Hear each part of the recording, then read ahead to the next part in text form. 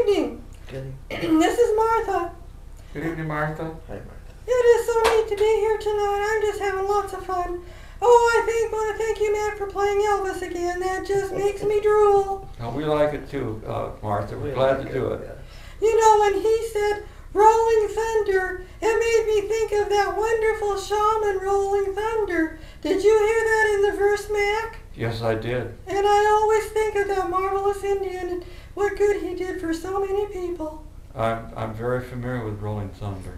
Yes, and so that makes that song even better than ever. Well, I just want to say hello to everybody. I know we have some new people here today, so I would like to meet you all over again. So could we start going around the room and please tell me your names? Nancy Cochran. Good evening, Nancy. Good evening. And I'm Mac Van Wyck. Good evening, Mac. Good evening. I'm Virginia 1. Virginia, welcome. Glad to have you here. Thank you, Martha. And Brenda Nessie. Hi, Brenda. I know you. You were here before, and thanks for coming back. Thank you. And we're just so glad that you're here, and I'm going to let John come in. If you have any questions for him, just speak right up. He's really wants to help you out tonight, so think of what you want to know, and we'll see if we can stump the master tonight, okay? Good night. Good night. Good night.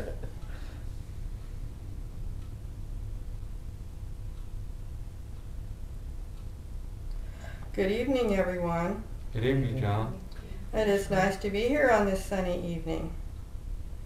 It is nice to have the warm sunshine, and your climate does not always get the sunshine, and this is a delight. So welcome, everybody. And if you do have some questions, we have some information for you tonight and some blessings and a variety of treats. And so hopefully everyone is ready and eager to be able to talk and share whatever questions are on their mind tonight. And anyone that wants to proceed, you may begin. I could ask about my back if I could, please. Oh, you certainly can, Nancy. My back started hurting today, and it just was a clencher, and I don't know why. Oh, Nancy, give me a moment. Thank you.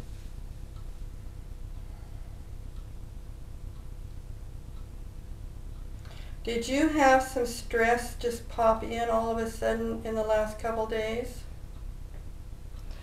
I might have. In my meditations, I thought it was a possibility that Les might get in an accident on the way home from Arizona, and so I decided that it would be safer for him to drive in the truck with me, and I'll drive his car in a trailer. And I haven't done that before, but I think I can do it. Nancy, you can do it. It was stress. You took on the stress of taking care of him. You are such a good caretaker. And in doing that, it was all of a sudden your muscles constricted to help protect you, because that's how our body works. When we have stress or various things happening that can be fearful, and stress is part of fear, then our body constricts to help prevent or create a shell of prevention from what could harm us. In this case, it's an emotional harm, and I would suggest in your meditations to just tell your muscles in your spine, it's okay to relax. I'm going to be safe. I haven't done it before, but I will pray for my angels to escort us. And I know that we'll have all the protection we need coming back, and I can relax in God's arms. Good. Thank you very much. You are so welcome. You are a good driver, Nancy. You do not have to take on that stress. Thank you. That's one thing I am very good at, yes. Yeah, so revel in that you have the skill, you have the ability, and that it's okay just to relax into that, knowing that you have the confidence to do it. Good, thank you. You're welcome. Can I ask another question about rocks? Yes. Do I have a lifetime that I worked with rocks other than my last time where I was a miner? Oh my. All right, one moment. I have a fascination for them. Or I like the vibrations or something. Or You had a life in Atlantis where you worked with crystals. Okay. And you were very talented with helping people heal through the various qualities of crystals. As you know, each crystal has qualities that can be used because they will affect different parts, especially the chakras. They will get the chakras functioning so that they are in motion and optimal rather than just in a potential state where they are only partly functioning. So you have a lot of innate talent with rocks and especially crystals, and they fascinate you because you understand the energy. So in your meditations, I suggest you might start talking to the various rocks and crystals, and they want to tell you their stories. Awesome. Thank you. Yes. In fact, your communication with the rocks will become very important to you. I believe that very much so. Thank you. You are welcome. John, I have a question that since we're talking about rocks, Very well. there's, I wish I could think of the name of it. There's a piece of property that's owned by Washington State Parks. And it's in this area. It is a rock in which is, it's been said that Jesus had sat on that rock sometime during the life as Jesus. Can you verify that? Give me one moment. The rock is probably within 40 or 50 miles of where we are right now. Well, I do not want to dispel people's happiness. However, that is a very sacred rock, and I can understand why people would think that. The Indians used it for high ceremony. They used it for great protection and part of their daily living, and used it in sacred ceremonies with all kinds of different ceremonies that they have that they were acting out for the different parts of their lives. And because that rock has such high energy, in fact, you probably could, in your high altered state, communicate with that rock. It is a very, very high intensity vibration, similar to those on Easter Island. The rock was placed here from the Pleiades and brought with your outer space friends. So it was left as a sign for those that are here that there are other beings around, and therefore a lot of people have put stories together about this rock. It is very ancient and it has a lot of history. However, in the many travels of Jesus, he did not come to this part of the planet. He really did stay in the Mesopotamia area, the Holy Lands, as some people call it, and the lands that are described in the Bible. And so I can see how people would think that the energy would be of such high energy that could happen. However, do not dispel the rock because it is of great significance. It just did not happen to be in the way some people would like to think of it. Would it be beneficial for Marilyn to pay a visit to that rock?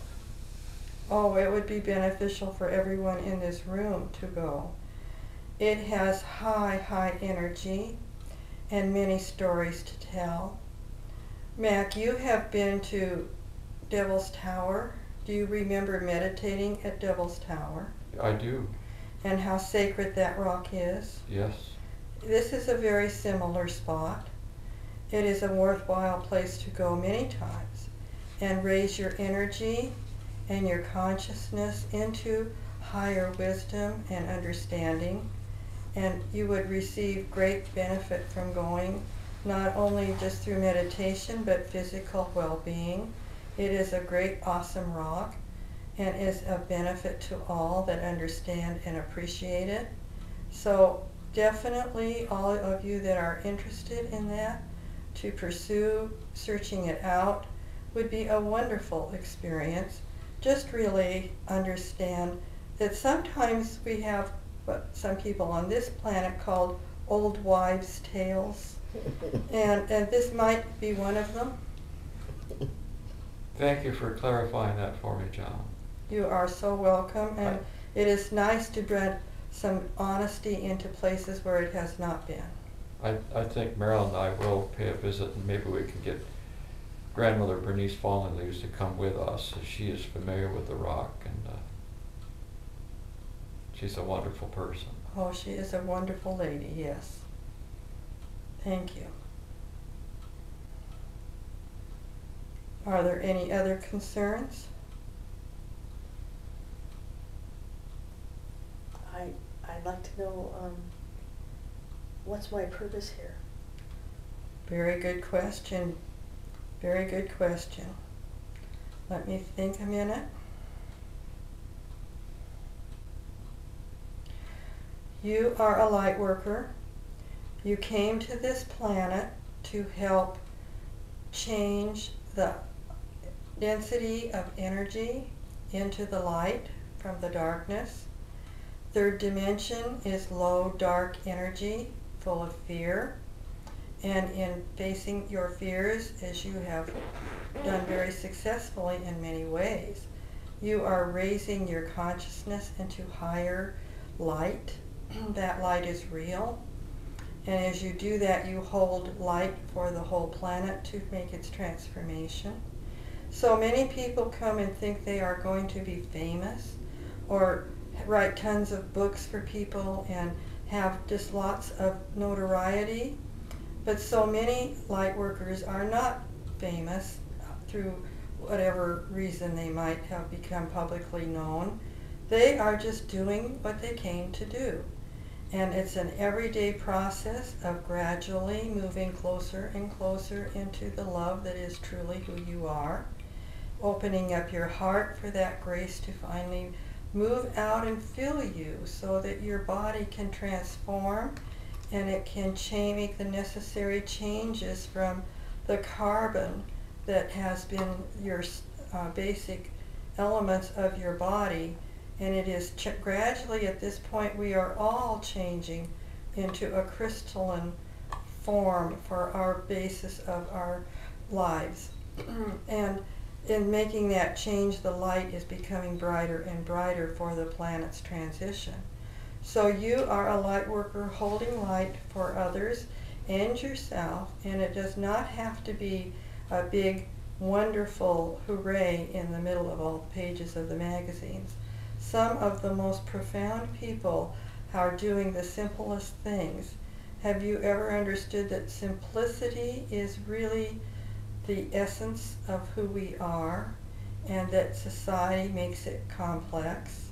So as you have a life that is what we might call simple or plain or seems rather ordinary, that might not be bad. That might actually mean you have evolved into releasing a lot of the complexities that have stopped the light from emanating out. So continue to do what you are doing. It has been said by the masters when people have come and asked about enlightenment, and they were told that when you come into enlightenment, it is no different than before enlightenment. Before, you were told to chop wood and carry water, and after enlightenment, you chop wood and carry water. So as you see, it is a very simple thing, and you are doing very well in pursuing your spiritual growth, and that's what it's about. And I suggest that you continue to do your meditations on a daily basis, because that is the best way to continue this evolution of the light expanding inside. as you go into meditation, sometimes it might think that you are just, as somebody put it once, vegetating. However, clearing your mind is nothing but miraculous, because our minds are so busy. They need to be cleared so you can move into this higher consciousness of mindlessness. And that's the fifth dimension. As we move beyond our cluttered minds and heal the density of the darkness into the bright light of the grace of God. And the only way we can continue to achieve and grow and expand is through meditation. So as your energy expands, you feel good inside, and that is the best way to want to continue your meditations. You will feel better and better for having done it. It does not have to be bushes of fire like Moses to find God. Sitting in the very still and know that you are God is all you need to do. You are successfully working on your path, Brenda, and know that you are always doing exactly the right thing. This has been scripted, and you are walking through your script and doing it right on time and just the way you wanted it to happen. And you have been making your lessons and learning from your mistakes, and that's what it's all about. John, we have a new visitor here tonight, Virginia. Do you have a message for her? Yes. Virginia, welcome this evening. Thank you, John. I am so glad you're here. And you must be a spiritual seeker too. Yes. And you have been on the path for many, many years, haven't you? Yes. For eons, for lifetimes. I can see a long path behind you of many past lives where you have been searching and looking and following the path, coming into the light like Brenda is. You are an old soul. Have you been told that before? No. You are an old soul, and you have already ascended, and you came back to help those that are still needing assistance and giving help to those that are around you by just your presence. Your presence is very powerful. Your presence is continued and collected in your soul, and the part that is on earth is only a small part of that. So your full presence is with you at times, and that is what people feel around you. They look to you for your support, and you are the kind of person to be there and supportive of them. And that is very important in these times where people have fear and they're disturbed and they are confused.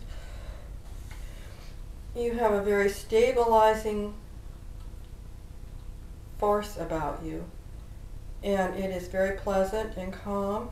It is one of your talents to help keep sanity, you might say, and peace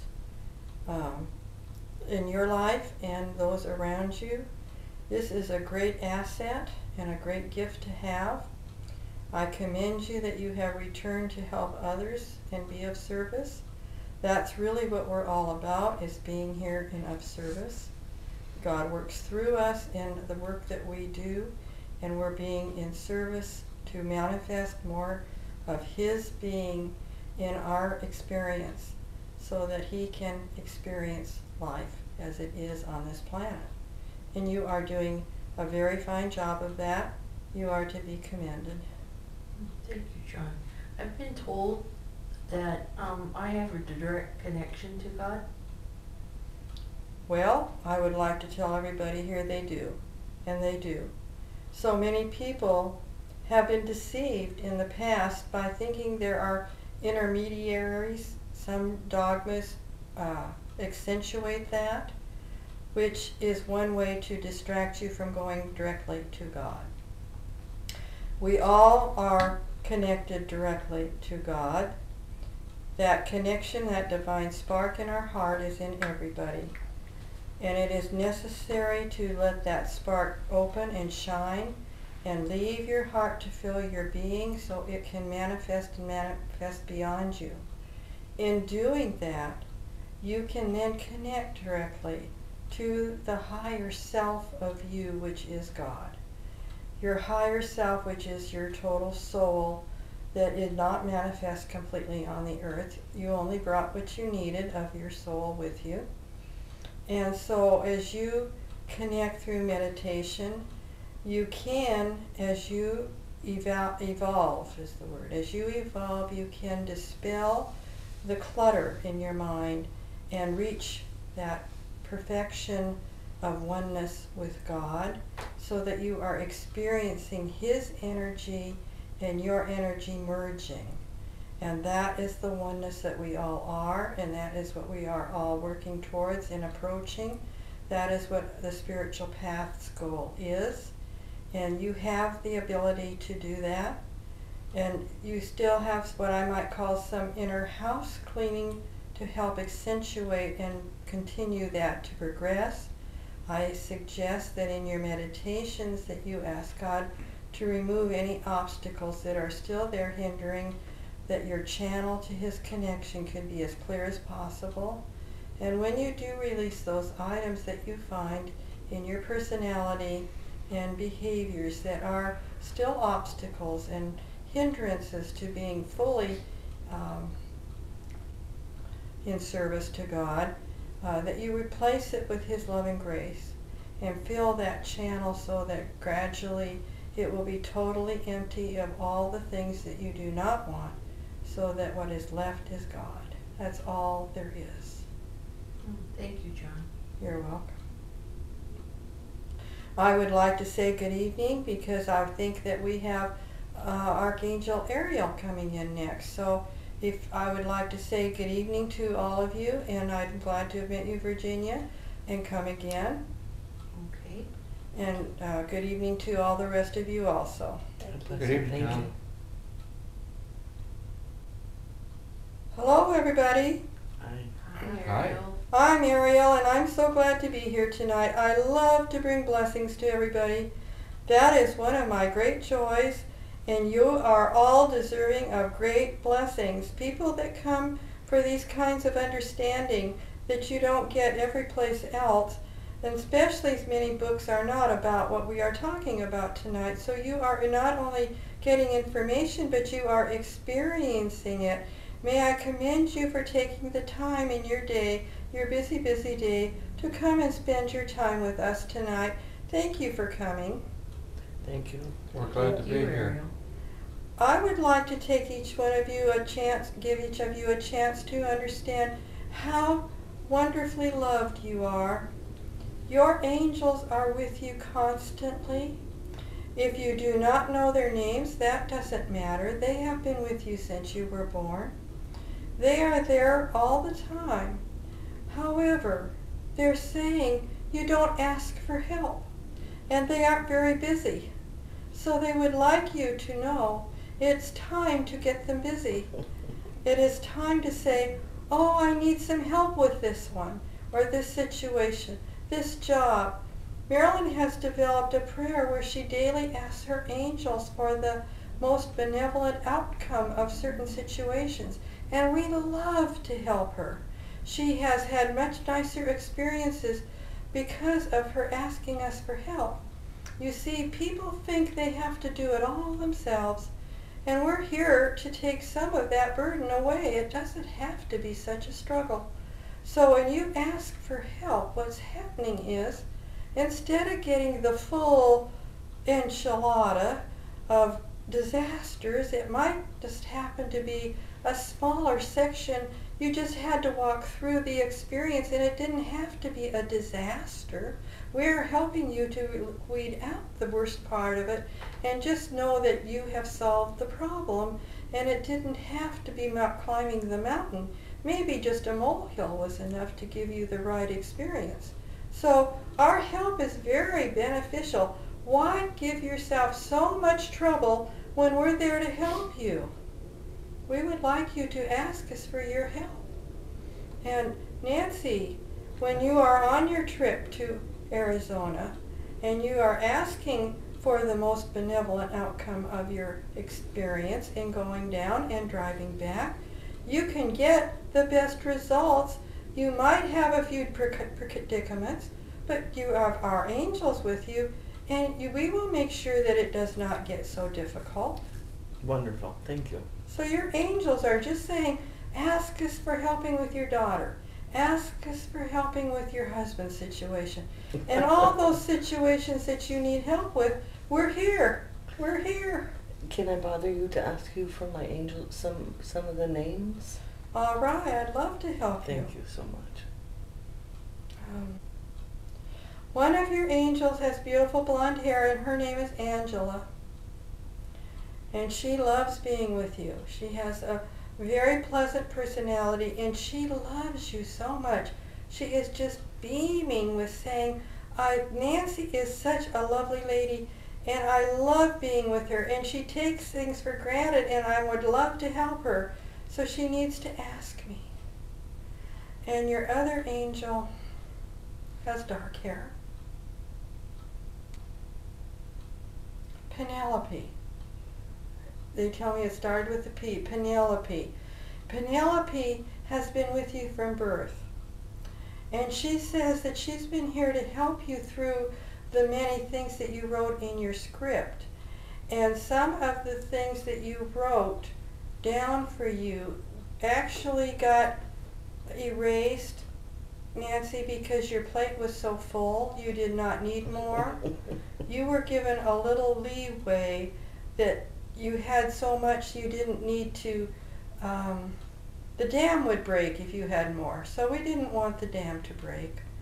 And she has been helping that so that you don't have so much you know, they say you are not given more than you can handle. Well, you gave yourself a pretty big load when you came in, lady. And we have had to make some alterations, and she's been helping with that. Very grateful for that. Thank you. You are so welcome, and enjoy their being there with you.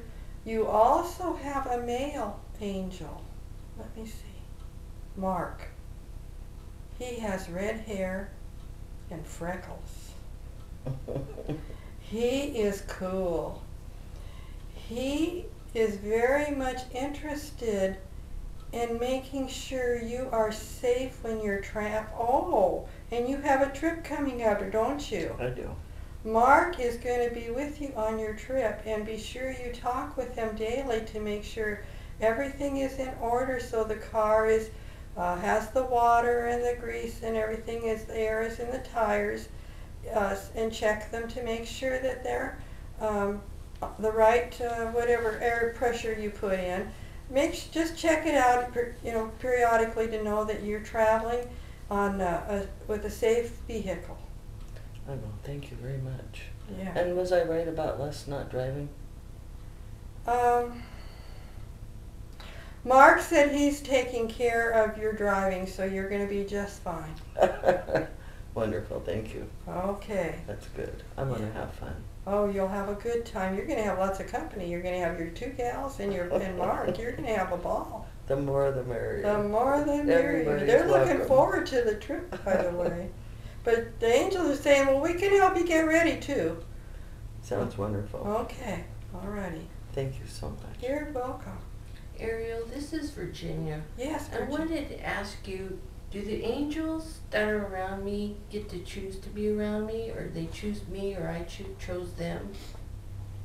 Well, actually they chose you.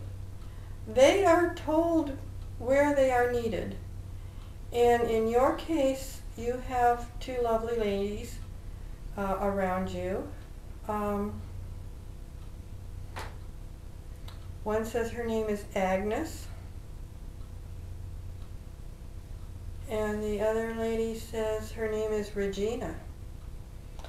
And Regina has been with you since you were a baby.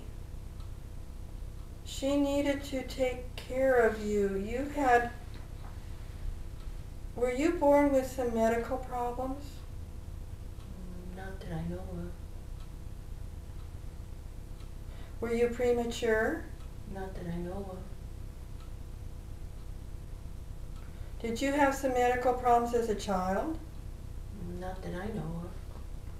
Well, she tends to help people that have medical problems, so maybe, Oh, well, I did have like tonsillitis that I was supposed to have taken out, but I didn't. mm-hmm. Well, she's helped you with that. Mm. She helped you with that. And it's not been real severe medical problems, but has kept you healthy along the path. And she's kind of like a nurse angel, you might say. Mm-hmm. And your other angel has been there to help open doors for you. Have you had some good opportunities in your life? I'd have to say yes and no. Well, the opportunities that were there were brought about because they were part of your script Mm-hmm. and necessary to open, and she made sure they did. Some of the times when we say we don't have good opportunities, they often progress over time and evolve into good opportunities. If you look back on certain situations, you might see that down the path something happened because way back when, even when it wasn't fun, it was necessary to move through those experiences to get to the good opportunities. Yes. So she's been part of that in your life. Okay. But she is very willing to help you with anything you need. They both are. They're saying that we would love to be of more service, and they are tired of twiddling their thumbs. Okay. Ariel, Yes. Marilyn did not tell me how long she wanted to stay in trance. Could you ask Martha how long it would be safe for her? It's been almost an hour. Oh, why? Well, I would suggest that you might give her 20 more minutes Thank you. at the most, and if she's ready to leave earlier, she'll tell you. Thank you. Yes, I can tell that it's becoming a strain. And the angels of Denise are very happy with you, Denise. You are a light to them. You try so hard. They want you not to try so hard.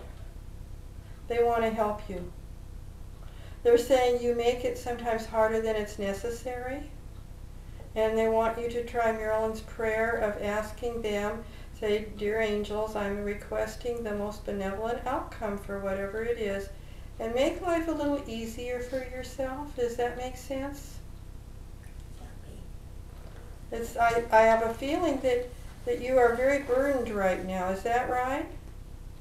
If you're talking to me, yes, but my name's Brenda. I'm sorry. That's okay. Brenda. Why did I say the wrong name? Brenda, I'm sorry. I'm talking to you, but you are very burdened right now, aren't you? Yes. And they want to lighten your load. So you give your burdens to your angels and tell them you're asking for their help.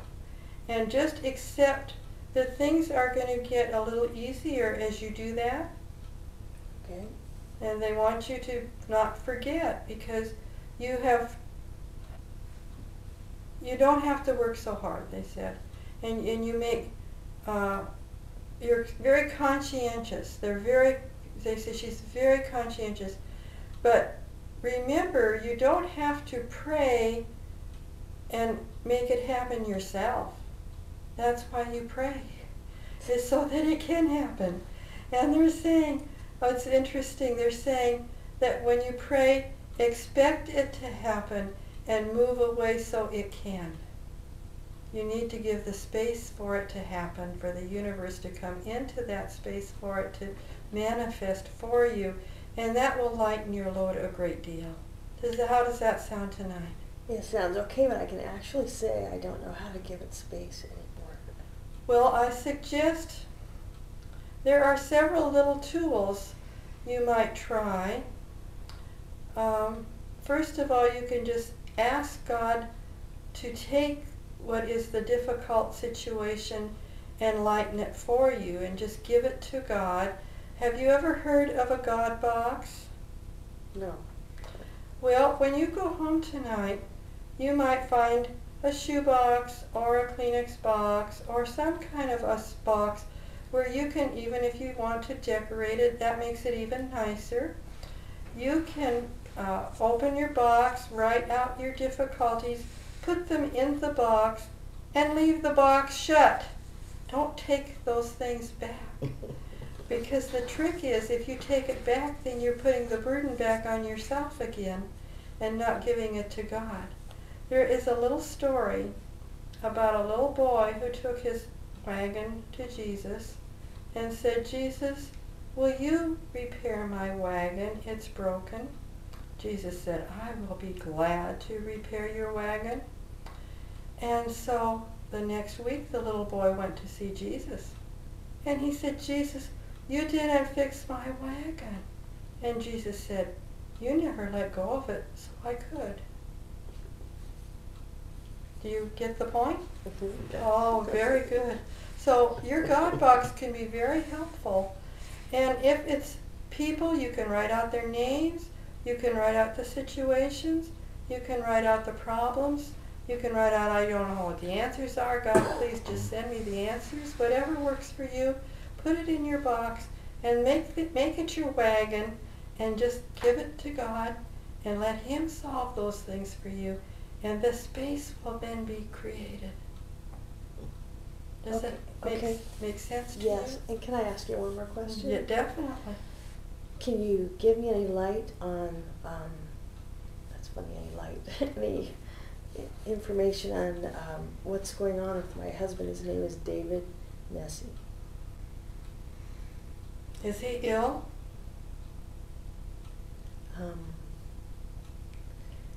That's a good question. You don't know if he has an illness. Is that the problem? Yeah, I don't know if what he's doing has worked on it, if he has one, you know, what state he's in, where he's at, what he's about right now. I see a great deal of fear in his life. He's very confused, very puzzled, and yes, it can create irrational behavior, and eventually, if it continues, it can create illness. He is having problems with his business, is he? Yes. And he's very frustrated about it. He's not handling it well because he's thinking of the worst things that could happen. And he wants to be able to solve them himself. He doesn't know how. He could very well use a God box, Brenda. I don't know if he would be open to that. He might think it's kind of hokey, but it would be very helpful for him to start to learn how to release some of his burdens, because they're acting out in his life, aren't they? Yes. And are they coming in, are they being damaged to you? Well, yeah. Not physical. I want you to do this. This will be the best thing you can do right now. When things are said or done that seems painful and hurtful, I want you to say to him in your head, say, "God forgive him, for he knows not what he does. God bless him." When you do that, you're sending love to him. And that love will help him relax and help him handle things from a more calm and rational place. He won't have the fear, as the fears will dispel over time when you continue to do that. I would put him in your prayers and send him love and send him compassion, knowing that he doesn't have the tools. I'm going to have to leave. Good night, everybody. God bless you. Good night. There's a Kleenex right Is there. everybody okay? Oh, thank you. Martha's not happy she couldn't say goodbye. Oh, We'll think for the next time we hear Elvis. Okay. I'm sorry. Oh, My throat couldn't no. handle anymore. Thank you so much. Thank you. Oh, Thank okay. you. Here's just a brief closing prayer. We close in gratitude, in love, in reverence. In the name of Jesus Christ, amen. Amen.